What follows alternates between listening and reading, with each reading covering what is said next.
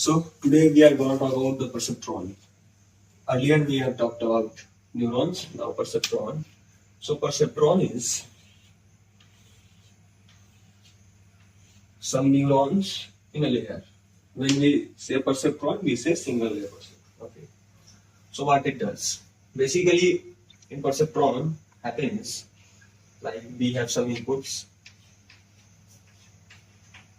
x's, like all the inputs are in x, which is like there are inputs, and w our weight vector, some weight w1, w2,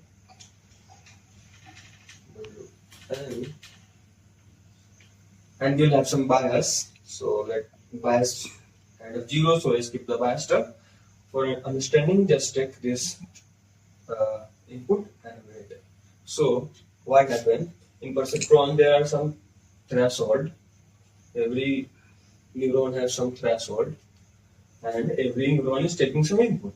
So it will become sigma summation of xi w transpose xi, where I goes from 1 to n. So this is the basic idea of perceptron, and it will give some output based on that, based on this threshold. So here happens one more interesting thing, like every neuron is not activated all the times. Why it happens? Because think of it is as your brain, like your every neuron is activated all the time, you are hyperactive, so your brain is useless kind of thing. And if you are not activated all the time, your brain is kind of dead, you are in coma, you are useless in both of the cases. So if every neuron will be active every time, the expectation will be what? 1. And not active all the time, then expectation will be 0. So in that case, perceptron will not learn. I told earlier that then perceptron can learn. Learn means what? You can change you can update the learning parameters like W's and betas, like weight and bias. So it is kind of learning. So if your perceptron is always activated, every neuron of the perceptron is always activated, your perceptron will not learn. Always not activated, it also not learn. So what happens?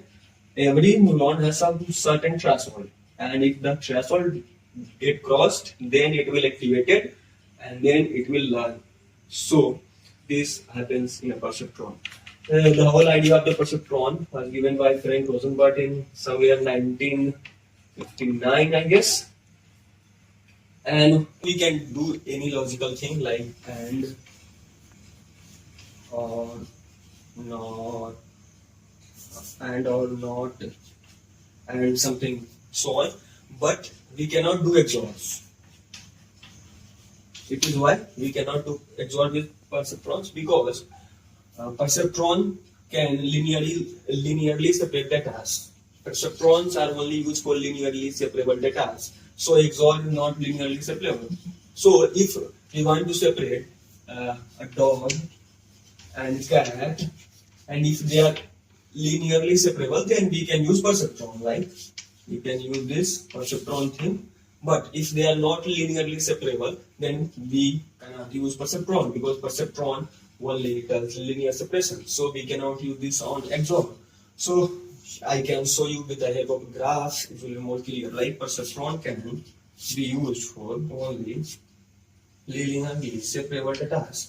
If suppose there are dogs and there are cat, dog, cat, dog, cat, so we can use perceptron here. But if our data will look something like this, like circular kind of thing, like in a circle, and there is a cat, and dog in between. So you cannot use perceptron here because it is not a linearly separable data. So there is a limit of a perceptron. You cannot do XOR and it's not in perceptron. Thank you.